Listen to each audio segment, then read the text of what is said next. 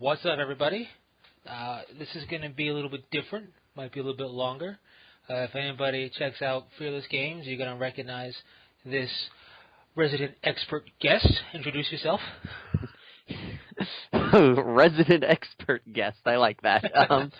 Hello, everybody. This is Matt the Vet from Fearless Games, as James mentioned. Yes, I am James the Wildcard from Fearless Games, in case you didn't make that correlation, if you watch both.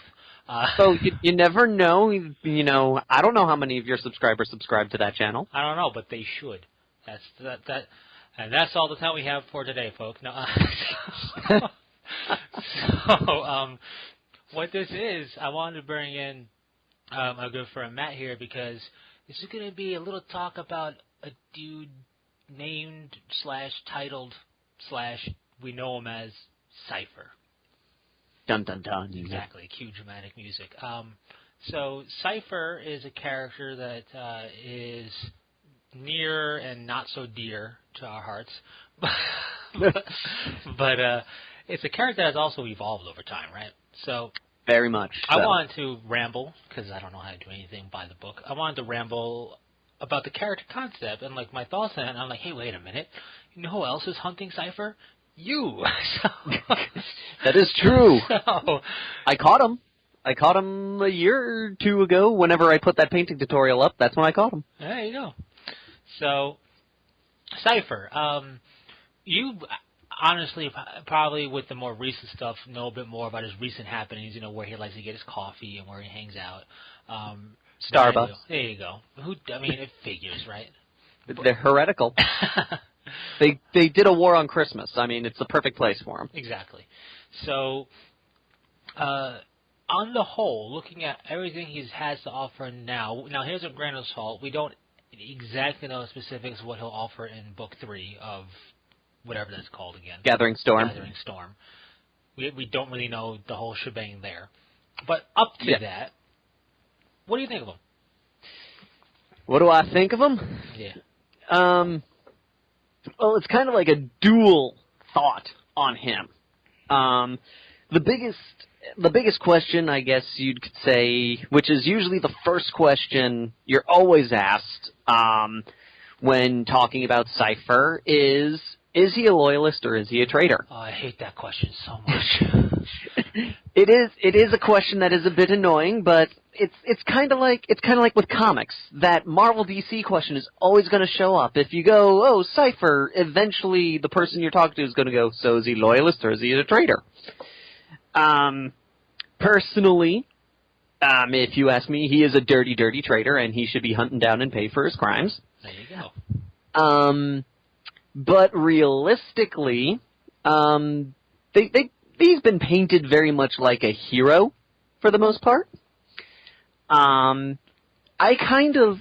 thoughts on him is, I think his earlier work is a lot better than his newer stuff. For most regards, when we first saw him, way back, and I think, I could be wrong, was 3rd edition. I don't think he was around for 2nd edition. He was very much kind of like a Robin Hood-esque character. To the people, he was a hero because he was doing good things, but to the government as a whole, he was a villain because he was doing very bad things. And on the Dark Angel's end, it's like, no, we don't like him because things start to point towards us when he shows up, and we kind of don't want that. And he might know something because Fallen show up whenever he's around. So we want this guy. Nowadays, it seems to be like he's either doing something really, really bad, but it has a good twist at the end. What's a twist? Or something really, really good happens, or something really, really bad happens, and he happened to be in the room when it happened, so obviously it's his fault.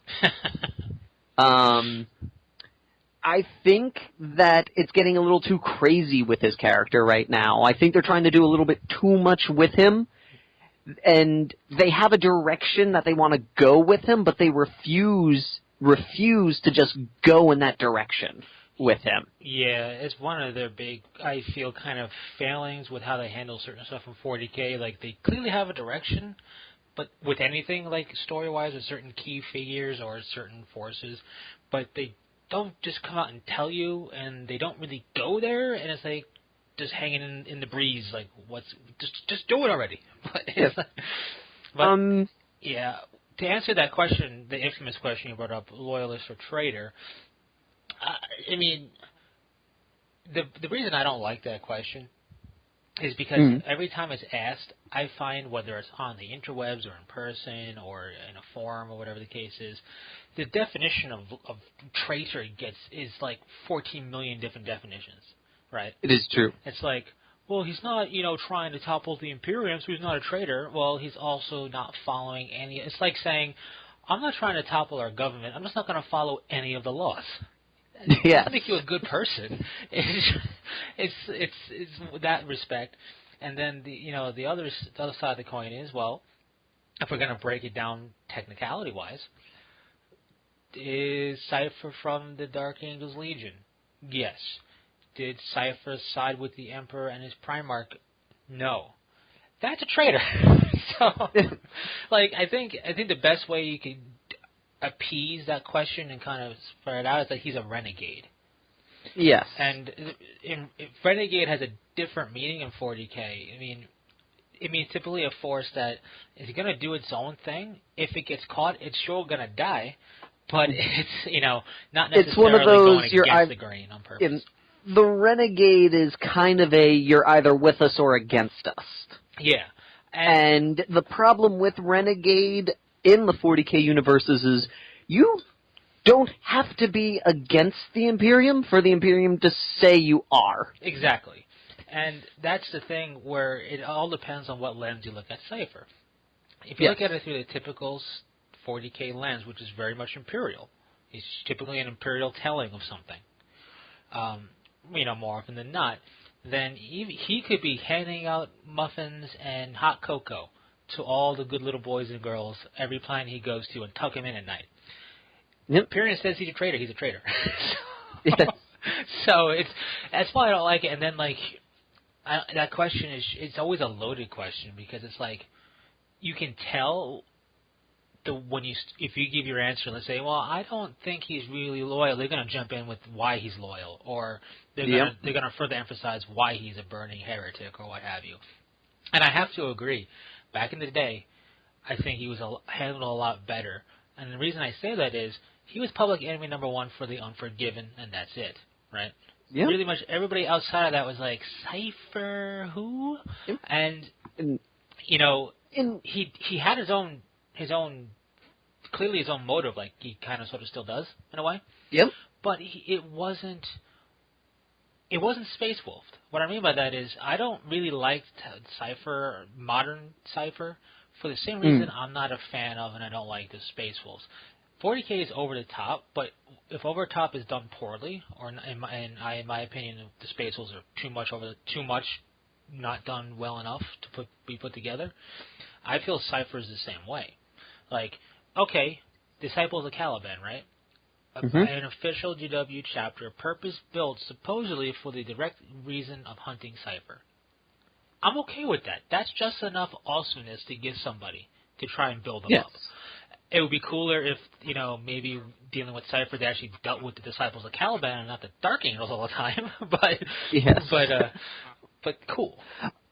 It's also that actually just brings up a very interesting point I actually had in his most recent exploits with Cypher. They did join up with one of the successor chapters, and it wasn't them. And I was like, out of all the chapters, why didn't you call for the Disciples of Caliban? Yeah, the guys that are in essence, I guess, purpose-built to hunt him. It could be made argument that the point of it was not to hunt Cypher in this argument, The whole thing was it was classic it was classic Star Trek. Oh, we're the only ship in the region. But I always thought they're going, oh man, I was expecting the Disciples of Caliban to show up, and they didn't. In the big grand scheme of things. Right. It's weird. I did like I said, I do like his older stuff because the government was like the Imperium seemed to be aware he was around, and they're like, well, his armor's green. Hey, Dark Angels, you know anything about that? No? Well, okay.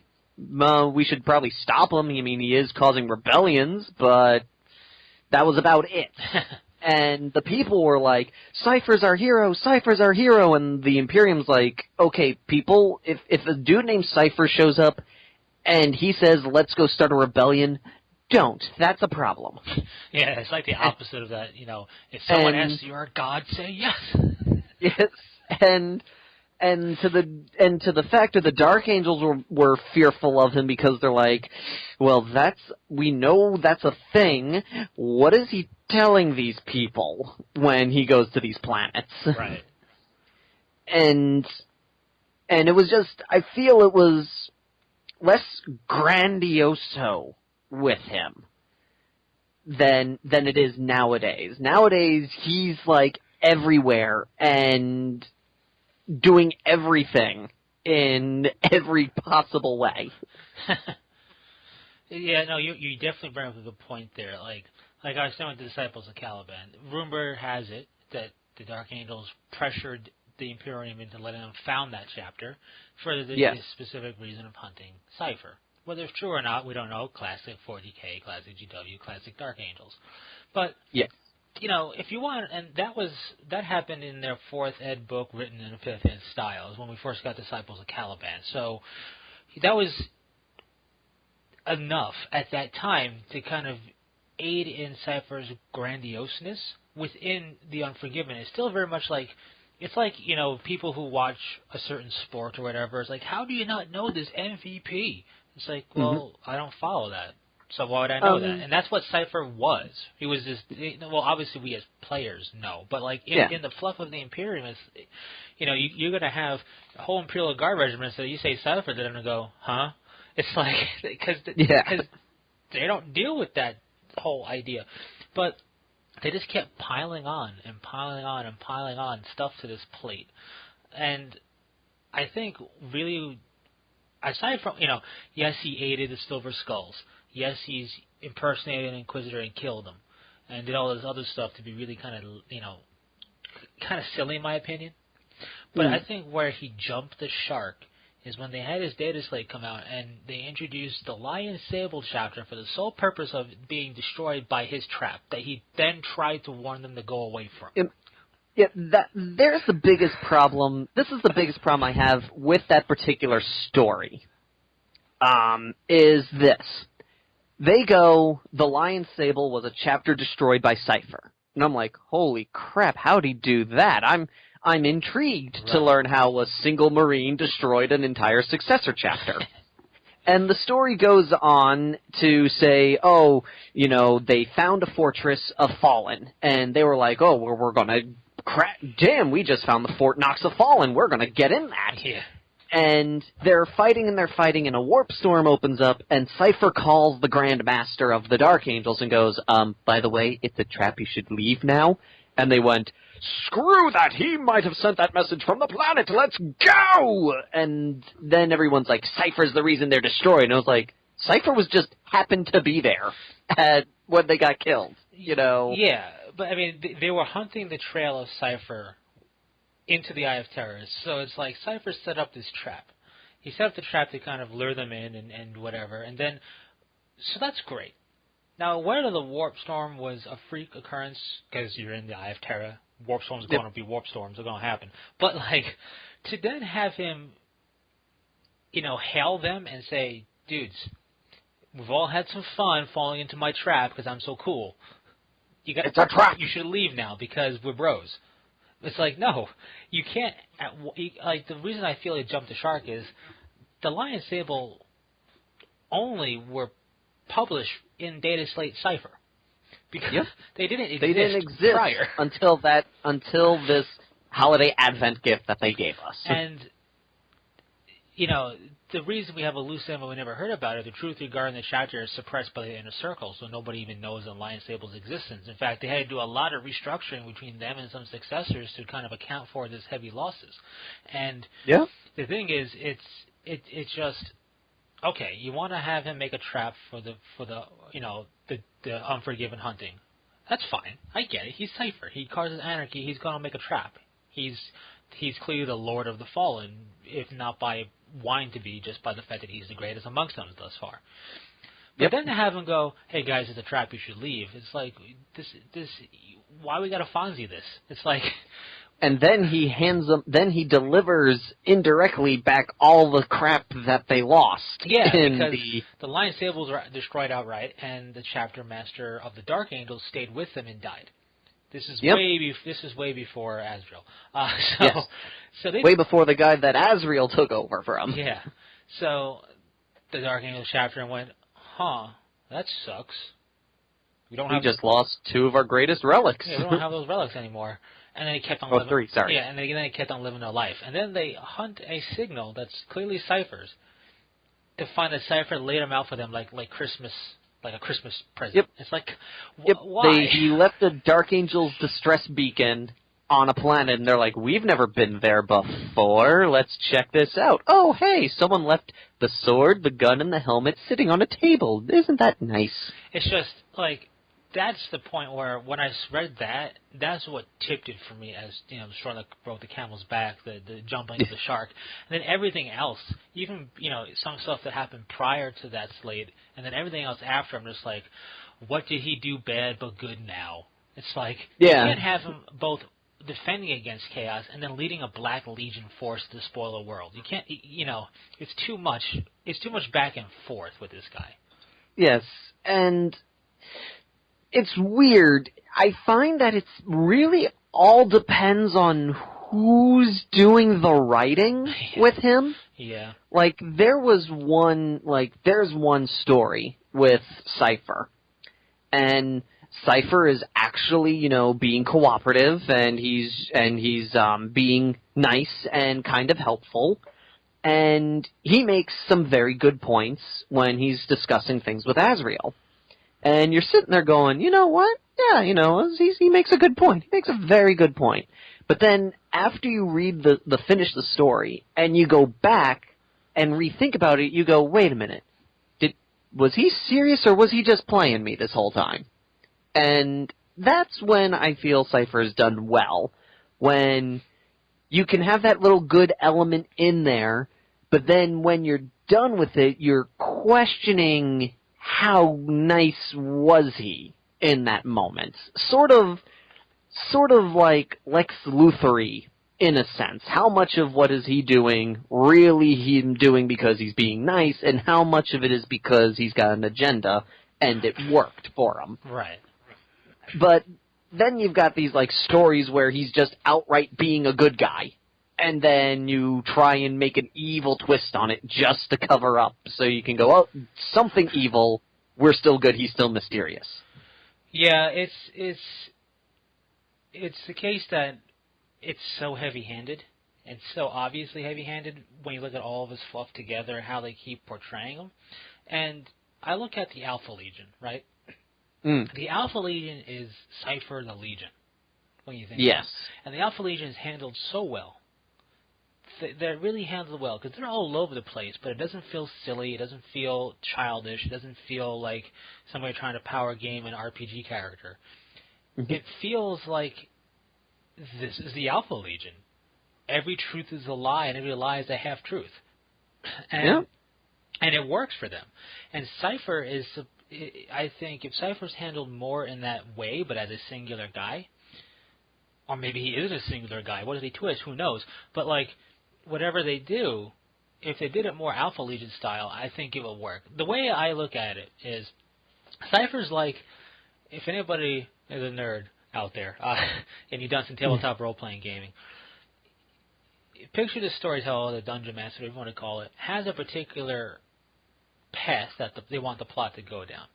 and it involves you taking a left at the T junction instead of taking a right. And if you take that right, it somehow will be worked back to taking that left. He won't, you can't just go right. It has to go exactly down the plot points that the storyteller wants to have things go a specific way. That's how I feel Cypher is. Where instead of letting us go right and letting the story go right with him when they want to go left, they force it down the left path or the right path or what have you, right? So it's like he's good but bad but mysterious, but is he good? But it's like you're not even letting it play out. You're just shoving it down our throats. And when you look at the last poll, I forget who made that poll. A lot of people think he's a traitor. No, I didn't see that. There was I forget what poll there was on the internet, and I forget what site it was, but there was like a lot of who we're gonna fight, this guy versus this guy, and then it was like Cypher, good or bad. A lot of people thought bad, and I think that's a clear indication that your heavy-handedness approach in portraying the character of Cypher isn't working. Like if the goal is to try and make us question his motives, you can't. It's not working. I would have to say. One of the big issues I think that they're doing right now is I'm going to use an example is the current fluff that we have for him in Gathering Storm Part 3, Rise of the Primarch. It says that he has joined Gilliman to help him defend the Imperium. Okay, you could leave it at that. Exactly. And go, oh, he's going to be defending the Imperium. But then they put in parentheses, or is he there to destroy the Imperium? I'm like, you don't have to force the issue. You could, let's just say, for argument's sake, speculation, he's going to do something bad at the end of Gathering Storm. Why not just play him up as being a good guy, so what the twist, he does something bad? That would be the best way to go about it. Instead of this heavy-handed, is he really there to help Gilliman? It's like, this isn't an episode of Dragon Ball Z where the narrator has to tell us which two ideas we have to think about. You could just tell us one and twist it. It's sort of like watching a horror film or like watching an M. Night Shyamalan movie, and one character right in the very beginning goes, okay, I hope you're ready, warning us about a twist. And to be perfectly honest, I don't mind if Cypher being a good guy at all. I just wish if they would just drop the villain act.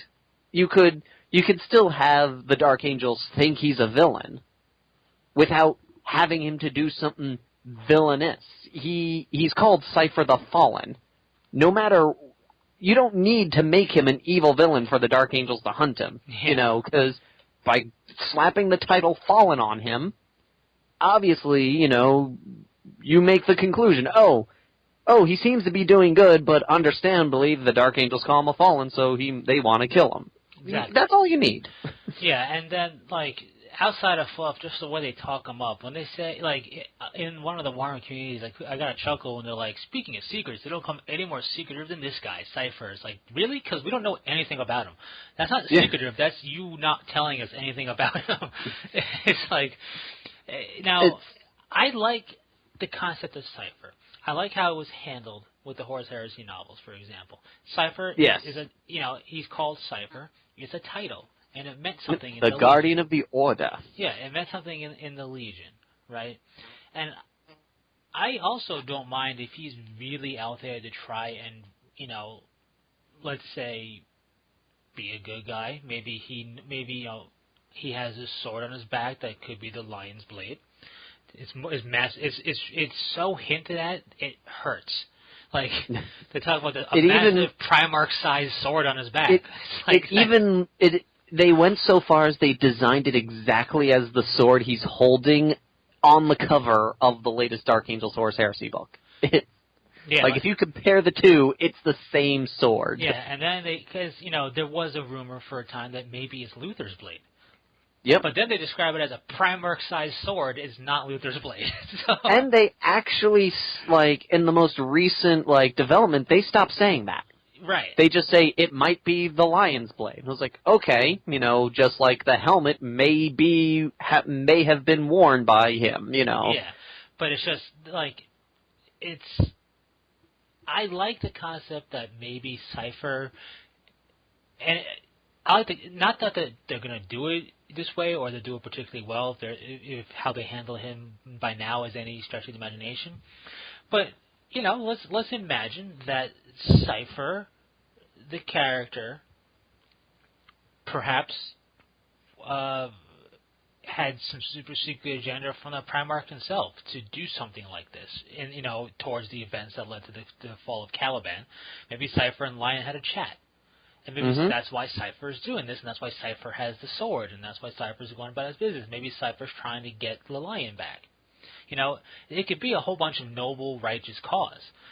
Maybe that's why he's helping this Primarch that came out of nowhere in Gulliman, right? It's like one Primarch rose, maybe I can get another one to rise. So there's a lot of stuff they could do with Cypher. It's just you have to do it in a way that they handle the Alpha Legion, the way that they may handle the Ultramarines and they handle every other force. Just kind of let it happen. I feel like Cypher went from being Dark Angel special character anti, basically. You know what I mean? Like, this is something that if you're a Dark Angel player, you might want to collect Cypher so you can put him in a mission where you have to hunt him because he's fun that way. To now being the Dark Knight, it's like, what happened? It's, I guess the best way to place it is his role, I felt, got too big too fast.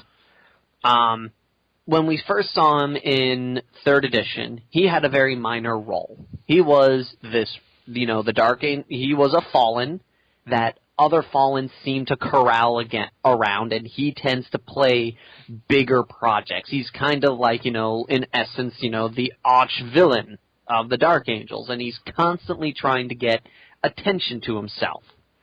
And it worked. Okay, he's a minor dude who every now and then shows up to, throw a monkey wrench in the Dark Angels' business. But then 4th Ed came around, and he stopped being a thing. He was taken out of the Codex, and he was just a blurb in the Dark Angels Codex going, by the way, there's a dude, we don't know what he is, and the Dark Angels are trying to hunt him down. And when 6th Ed came out, same deal. Oh, by the way, there's this dude named Cypher. The Dark Angels are trying to hunt him down because he's a Fallen, and he's kind of a very active Fallen. You're like, okay, awesome. Then, out of nowhere, he gets this mass amount of fluff built onto him. Oh, wait, I'm sorry, I forgot a bit with it. Is within, like, the 3rd to 4th Ed region time, they went, oh, by the way, that Cypher dude, he's actually doing something. We're like, ooh, wonder what it is. But then 6th edition came in, and all of a sudden his role got much bigger way too fast, in my opinion. It's basically that data slate was like a growth spurt for him, and was a growth spurt that he didn't fit into very well. It would have been better if they did more with him, kept him in the dark, kept him in the Chaos Codex. That way he was still relevant and not just this, oh, I can't wait, and everyone's learned about him through word of mouth of people who played when he was around, or even just throw in some little stories in the Chaos Codex where he did something, or throw one in the Space Marine Code, seed him a little bit more, so you see the seed growing. Yeah, I mean, what I liked, is, as you mentioned, was he's this Fallen. He has this knack for causing anarchy wherever he goes. It's almost like it's a curse, like he's not trying to, it just kind of happens, is how they made it sound, which was kind of funny. And then he also seemed to attract Fallen wherever he goes. And we don't, the Dark Angels Inner Circle, the Unforgiven Inner Circle, don't know what his intentions are, but he clearly has motive and intentions based on his sightings, and it always looked like his sightings were making him have a push towards Terra. Yep. And that was all we needed. You add a few more examples of that, a nice little crumbs of information here and there, and you can have him be where he is right now in Gathering of Storm 3, the way he's going to be, without having the Lion Sable be a thing, without having him impersonate an Inquisitor by killing the Inquisitor and pretending to be an Inquisitor, without having him talk with Abaddon and lead a force of Black Legion and then fight against Chaos. Like, you don't need him to do all of that. Like, what he did so well was embody the Dark Angel's monastic, secretive ways and be a gunslinger. That's one of the things I also really liked about him, is that he is characterized by 2 pistols. Right. Yep. It's nice. It's different, because what's every other character in 40K based around when it comes to Space Marines? Some type of melee weapon. Mm-hmm. Even Pedro Canto, who has the Arrow of Dorn Stormbolter, has got a massive power fist you identify him with. So it's like, the fact that he has this sword on his back he doesn't draw, so he has no rules for it, and he's got these 2 pistols because he doesn't have a phase blade anymore. It's just, it helps build the allure of this desperado mystery guy. He's gonna gun you down before questions are asked if he feels like he has to. To now being the guy who looks both ways before kids cross the street, it's like, I feel like mayhaps they forgot to release something to us about Cypher. Like, I feel like between the data slate and now, that maybe they forgot to tell us something about him. And I can't call it typical GW, obfuscation of information to help things feel legendary, because it doesn't. In this case, if that is it, then it's done sloppily. Because how GW does things. It's like, there's a legend about why something happened. That is all. But like, and it's okay, because a lot of the times it lets the player put in their own thoughts. Case in point, I've talked about it here on my channel, and people have talked about it as well. Minotaurs having a chimeric gene seed is seeded in there, pun intended, for the fluff, because it's hinted at that it's been labeled as chimeric, and that's all they tell us about it. That's all you need to tell us about it for us to fill in the gaps with our imagination. And then you have Cypher, who is, I think, perhaps being told too much. That's my thoughts on the guy. Now, his new model, I like it, even though he is a bit more static than he was in his older model. But his older model, it looked like Ozzy Osbourne wearing a cloak. He needed something done. I like the design. I don't like the pose. Yeah, well, he's doing the hero stance. The wide-legged hero stance. Like, it would be cool if maybe while he's drawing his second pistol, he was walking forward. Like this is gonna hurt. And then you said something before we started about his plasma pistols facing all sorts of classically wrong positions. Yep, he's pointing it in the air. I get it in a way. It's like, it's a model. We got to show off things. But it's like, if he was walking, the plasma pistol pointed forward while drawing the other one, or at least it gave the illusion he was taking steps, because you don't have to actually have him mid-stride, I think it would have been fantastic. Yep, there's one particular pose I would have loved for him to be doing. Is that his classic run and gun, or? No, not the run and gun. I know everybody likes the run and gun. I've got a picture that I'm gonna pop up about it. It's probably like my favorite pistol-wielding design that I've ever seen. And I'm like, this, I think, would be a really, really cool Cypher model, is if he did something like this guy here. Let's take a look. See. Oh, yeah. It's just like some variant pose of that, where it just looks like he may be walking while doing that, so it just looks like he's just like that typical gunslinger in a movie. I'm just walking and the bodies are dropping. Almost Equilibrium style. Yes, very much so. And like, I really like the way Cypher is with the 2 pistols. I'd love to build like a sergeant or something that way in my Dark Angels, because I just wouldn't feel right anywhere else. But at the same time, I was like, I can't do that. Like, the Inner Circle would instantly kill that guy. Just so that, like, how dare you mock us? Dead. But like, I don't know. It's the weird thing is, with Cypher, I feel like it's all GW pushed in terms of the debate. Right? I mean, you get that by players because it's just a natural question. It's like, oh, Cypher, so who do you think he is? Is he a good guy or not? So on and so forth. But like, one of the things that I was able to do is, be kind of divisive when I talk in my old ramble why I don't like Space Wolves, right? Yep. And it got a lot of people defending them and questioning and whatnot.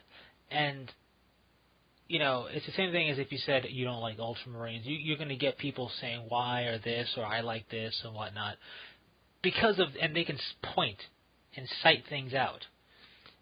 And unless I just haven't run into Cypher diehards, as much other people do, I feel like the divisiveness that GW has with Cypher by saying he's a mystery, an enigma, in a shroud of secrecy, and yada yada yada, and he's so secretive, and is he a good guy or not, is purely GW, right? Like, I think, yeah, I obviously it's not purely GW, but who was a better fit for this whole, mystery? Is he was he truly evil? Estelon. Astalon, yes.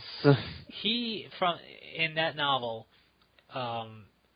Angels of Darkness. Angels of Darkness. He is, first off, a fantastic novel. One of my favorite parts of it is when the interrogator chaplain basically breaks him by stating, "Do you think I can continue this?" And he's like, yeah, and he's basically saying it's only been like a few days, and he thought it's been like weeks of torture and stuff. It's only been like 3 days, and that's when Estelon just breaks. And it was such a really cool way to show Interrogator Chaplain's cruelty and all of that. But Estelon was handled really well as a character of a fallen who was captured, and through his interrogation, it makes you wonder: was he really? Was he a bad guy? Was he lying? What were his motives? And that's a character which you'll never hear about in a codex or anything. Yep. And I think that fits what they're trying to do with Cypher way better, and that was all done novelization-wise. I feel like they're too... It's Cypher, so we can't say anything, really. Shh, Cypher, shh, shh. But he's mysterious. We got to say something. And, if I were to redo Cypher's character... If I were to if I were the guy in charge of talking him up for book 3 and whatnot, I would pull damage control. I would pump the brakes on a lot of things, and if stuff came up, I would pull the Gordon Freeman thing from Half-Life 2. It's like the right man in the wrong place can make all the difference. I'd have to say one of the few things that I like, speaking of in the novels, with Cypher, mainly involving with a lot of the other Fallen, is when they're asked about him, their first thing they say usually is, who? When they do talk to Astalin later about Cypher at one point, and they go, tell us about Cypher, and he goes, you mean that dude that was chilling with us on Caliban? And they're like, no, the dude that's running around with 2 guns is like, what? Who? Because anyone who's read the novels, when Cypher was on Caliban, whoever that Cypher was, they've only ever depicted him carrying a bolter and a sword, usually. He was never wielding pistols in a lot of the stuff. So it was that's what I kind of like. If they did a little bit more with, this whole, well, why do you want to talk about a dude who hasn't existed in 10,000 years type of thing? And, and I like that piece of him because it kind of brings back that whole, who is he? And is he the same guy? It's one of the few parts of the mystery I think is done well, where there's enough information. He says enough things to kind of imply he was there, but other characters who were also there give enough information where you're like, maybe this isn't the same guy. Yeah. It's that's one of the few things I think is done very well is the who is he aspect of his character. It's probably the best thing about his character, and the most fun to speculate is to who he is. And GW through writers like Gav Thorpe and there's two other guys that wrote Dark Angels novels, and I cannot remember their names off the top of my head. But they were great at throwing out tidbits of who he could be, leaving you with a million and one speculations to go off of. And that, I think, for me, is probably the most fun thing about his character, is trying to figure out who he is. Yeah, that is a lot of fun. I do like the one time the one time I can recall off the top of my head. It was in one of the Horus Heresy novels, when basically the whole Caliban is taken over by Luther, in essence. Descent of Angels. And Fallen Angels. Fallen Angels. He quick draws his Archaeotech plasma pistol and shoots a guy in the chest with it, and it's like, there it is. There is one of his signature weapons. And that's like the one time you see it. Yep. It's like, and it was just done well, and it's not. I'll have to make it clear, because I'm a Dark Angel fan, and I say that on my channel a bunch, and it could be skewed that I don't like Cypher because, I'm a Dark Angel, I must not like them. That's not the case. I look at Cypher as a character that really never had too much for those outside the Dark Angel circle, that sphere of fandom. Like people who play Dark Angels or have an interest in learning about them, knew about Cypher, right? People outside of that may have heard the name and go, Cypher, that's that dude with two pistols, right? And that's about it. Passing glance, kind of like you would, say about a that Dreadnought's got a last cannon. Cool, whatever. And then they added more to him. Mm-hmm. And in adding more to him, I feel like they tried really hard, and that's where the heavy-handedness comes from, to get those outside the sphere of the Dark Angeldom to find an interest in this guy. And I think that's my biggest issue, really, is I look at it as, pretending I'm an Ultramarine player, or I'm pretending I'm a Emperor's Children player of Chaos, or some other chapter, right? Or Chaos Force. And I look at the characters to learn more about. It's like, Lysander, he's really powerful, and, he's the Imperial Fist guy. And, look at how he eluded the Iron Warriors and all that jazz. Interesting. I might not want to learn more about him if I don't play Imperial Fist or have an interest in it, but I will read more up on him fluff-wise. If you're Black Templars, you're definitely going to check out Marneus Calgar, because he's Marneus Calgar. He's pimping. Right? Mm-hmm. Like it's just the way it is. And same thing with Abaddon, and there's certain characters, even outside of the Imperium, you're just going to be like, I'm interested to learn more about what makes this tick.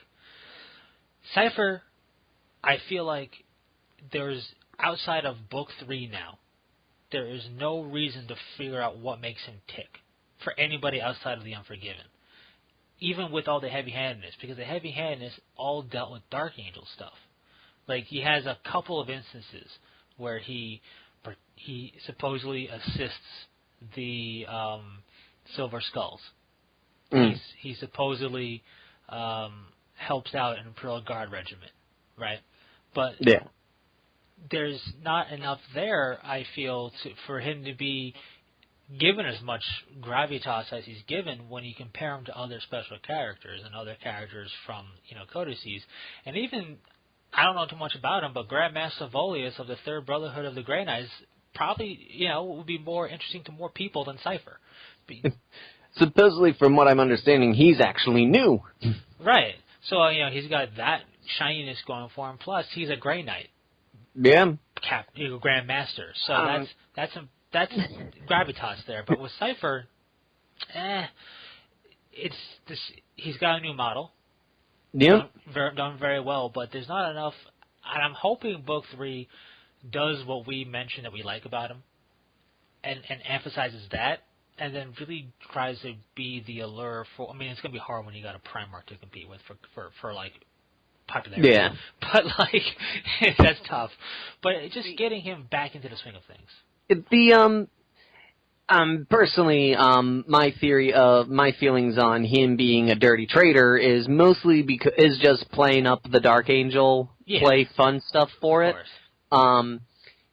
Personally, if I were to look at him, I would very much be taking what GW is giving and be convinced that he is loyal. And I'd have to say, I thought it was a big what when I found out Cypher was in this trifecta pack. Yeah, same here. It seemed like out of everybody you could have thrown in here. Who knows? He might do something. Something in Gathering Storm may happen where they do something really big with him and it ends up being interesting. It has the very good potential of being really, really good or really, really stupid with him. That's the problem I feel with Cypher in this predicament, especially when it's like, so you're giving us the Primarch of the Ultramarines, and you're not even gonna, I don't know, redo Tigerius or somebody to be one of his advisors, from the That's what the Grey Knight is. Yeah, but to be or I'm just saying a Ultramarine. It's that's what I thought was rare when I first saw the Triumvirate. And then with Cypher, I was just like, okay, this could go one of two very different ways, and there's no middle ground here. It's either going to be handled really cleverly well and really distinctly not unforgiving feeling, or it's going to go south. Well, one of the things that seems to be causing a big disturbance right now with the Dark Angels community in regards to him being in Gathering Storm is we've seen pictures of him leading Fallen with the Ultramarines. And, there's this one picture on the GW community site where it's him and there's a bunch of Fallen behind him just chilling with the Ultramarines. And I'm sitting here going, how are they... This is the part where I'm concerned about this story. It's like, so you mean to tell me there are a bunch of Dark Angels that are Fallen, and most Fallen have some sort of chaosy corruption to them. They may not have been physically corrupted, but it's kind of like it's kind of like essentially, it's kind of like a bakery. You walk into a bakery, you may not have baked, but you come out smelling like donuts, type of thing. Standing next to a bunch of Grey Knights, the dude's trained to detect this stuff, and they're all got Dark Angels iconography on them. And I'm sitting there going, how? How are you going to... I guess my biggest concern is the obvious is going to be, for me, I feel like, that the cat's going to come out of the bag. My biggest question is how are they going to handle that? Because I wasn't a big fan of how they handled the whole Wolfen thing with Wrath of Magnus, where it's just like, oh, well, we're keeping an eye on you. And I was like, you're keeping an eye on a bunch of people that are declared mutants? Like, what? Like, how is this going to play out? And that's my biggest concern is I feel GW's trying to and is successfully biting off more than they should chew when it comes to Cypher. Yeah. It would have been better I'd feel more comfortable if it was just Cypher. Because usually when Cypher's doing stuff with the Imperium, he's by himself. Yeah. When he's doing stuff with Chaos, he's got Fallen with him. Yeah, I mean, who knows? This could be part of the whole what they twist at the end. It could be perhaps we'll read that Gulliman, encounters Cypher. Why? I don't know.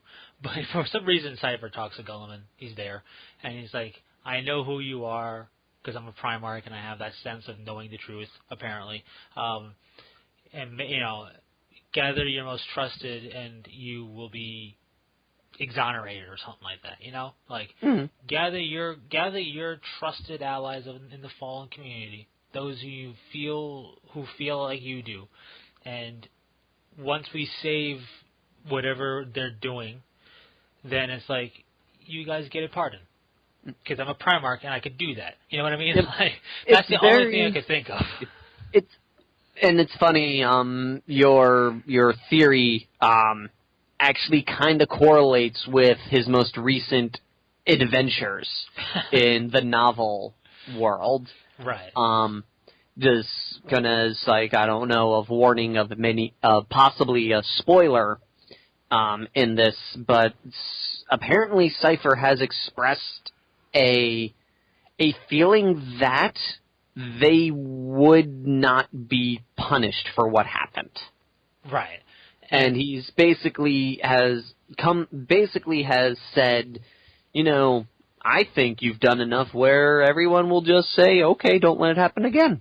Which could also, like, this goes into this whole thing where I was sitting there going, was he playing everybody because he knows that's not what's going to happen, but he really wants them to be the ones that kickstart their end, or does he legitimately think that? Right, and it makes me think that, you know, if things come to a head with the Unforgiven, it's like, you're a Primarch and all, and I respect that, but listen, bro, listen. Maybe this would build up to have what everybody thought would be the Lion wake up now, and maybe, and then this could be building into something past that, but I doubt it, and... Well, but the only reason I doubt it is, I'm going to just use Wrath of Magnus as an example. The Wolf Priests went, oh, and everyone was like, what's going on? And they turned to everyone and went, this is the wolf time. Which is when Russ said he'd come back. Yeah. And it's like, wait a minute. You guys claimed it was the wolf time. This was your opportunity to bring back Russ. What did not happen to make his prophecy not come true? Right. I mean... And I'm feeling like it seems weird. Like, it is possible that this is the build-up to a return, but at the same time, I'm like, I don't know. GW's basically kind of like slammed over our heads that this is that event, and nothing that they said would happen happens. Yeah, it's odd. I mean, the only reason I would think that is because I look at the Lion, and the only thing in the fluff about him is that he will one day return according to the ramblings of Luther, right? Like, yes. The Dark Angels don't even know he's still alive. Only the Emperor knows, and truthfully... Only the Emperor and Luthor. Yeah, so they could do whatever they want with him, have him come back if they wanted to. But really, you know, you brought up a good point with, like, that got me thinking about something I almost forgot about, and that is the Dark Angel's secret. The more 40K has passed on edition-wise, the weaker and weaker their secret is in terms of being this grandiose, you know, reveal should it ever become revealed. And I feel like this is a slap in the face of that, but in more in a kind of like a womp-womp way. That picture with Cypher and the Fallen next to Guilliman and the Ultramarines next to the Grey Knights is like, when you read fluff, more and more fluff, it's more and more chapters that have had partial fallings or full fallings to chaos, and more forces that have had partial traitordom happen, to the point where it's like almost known by certain other forces, like the Doom Legion had something like this happen. And like, when you read about, oh, some forces here went traitor, these guys kind of went traitor. The Badab War happened, and they were declared traitor, but now they're not. You know what I mean? Like, I feel like this 10,000-year-old fallen angels thing is perhaps hyped up way more than what the actual results would be. And I think that's more so on how the fluff has been made more bleak feeling as the editions run on. I think one of the biggest issues, at least for that, is that GW isn't tapping the one bit that really could work in their favor on that. And everyone's going, like, because everyone says, oh, what's the big deal? You know, okay, there's been people that have gone traitor before, what makes them so special and all that, and what GW isn't emphasizing much, which is the way I view it, and why I think the Dark Angels do what they do, is because they're the first. Right. And you're kind of like, well, we're the first, we have this huge reputation, and for the Dark Angels, they don't like the idea of them falling from grace being revealed, because then it brings into question, oh, well, they're not perfect. And I feel that piece is downplayed a bit, to the point where there are sometimes where you read it and you go, well, why do they still do it? Oh, yeah, and it's like, I agree. And, like, if they don't emphasize enough, well, the big issue, like, you know, for them is their perfect record isn't perfect, and they want it to stay perfect. Yeah, no, I agree for sure in that, and that's going to be groundwork for a potential future discussion between two Unforgiven here. But as far as Cypher goes, I think we've hit all the points. As far as anybody out there who has listened this far, because none of my videos tend to go this far, congratulations. And when you throw me into the mix, things get long-winded. Well, it's good. I mean, I wanted Cypher to get the proper discussion and not have a 10 to 15 minute condensed thing. I wanted everything to come out, you know, amongst people that I know and who also know about Cypher, because it's one of those things where that one picture you're referring to, I wish it could be blown up, but he can't. Yeah. Is really what got me thinking about this. Is because you got Cypher. He's got the Dark Angel symbol on him. He looks weird. He is not in green. You got a whole bunch of other fallen in that picture. Yeah. Next to the Ultramarines, next to the Grey Knights, facing Thousand Suns. What's going on? Yeah. That's the weirdest thing about him, is he's always been depicted as green. And I'm like, why is he black now? Yeah, I mean, that's the weird thing about the Fallen. When you read about a lot of their stuff in novelizations, a lot of minor Fallen are depicted in black, or they kind of greenish. And then he's actually gone back and forth between being black armored or green armored. He's always been shown miniature-wise as green armored, though, for the most part. But in his biggest piece of fluff that has always been around, the one that's kind of survived the longest with him, has always said there is some speculation he may have ties to the Dark Angels due to the green of his armor under that robe. And it's like, oh, so he wears green armor. And then I was kind of like, when I saw this, I was like, okay, you know, black, that was the Legion's first color, but I could have sworn he wore green. Yeah, who knows? Maybe he went back to black. You know, possibly, it might be in. Yeah, it could be in. But, like, it's just, that one picture is what really got me thinking about Cypher. And the reason why I say that is because it could sound like we're really droning on and going grandiose for one dude. What's the big deal? But when you look at all the story and fluff implications behind this character and the warband of Fallen behind him, in correlation with the Dark Angels chapter and just fluff in general of Space Marines versus Chaos, next to the Ultramarines, who are the shining standard symbol of loyalty with their Primarch, next to essentially Paladins who can sense evil, it raises questions, and that's what really got me thinking about doing this nice long-winded ramble here. So I enjoyed it. This has got me thinking of a follow-up ramble, but much like the enigma that is Cypher, I will leave that a mystery.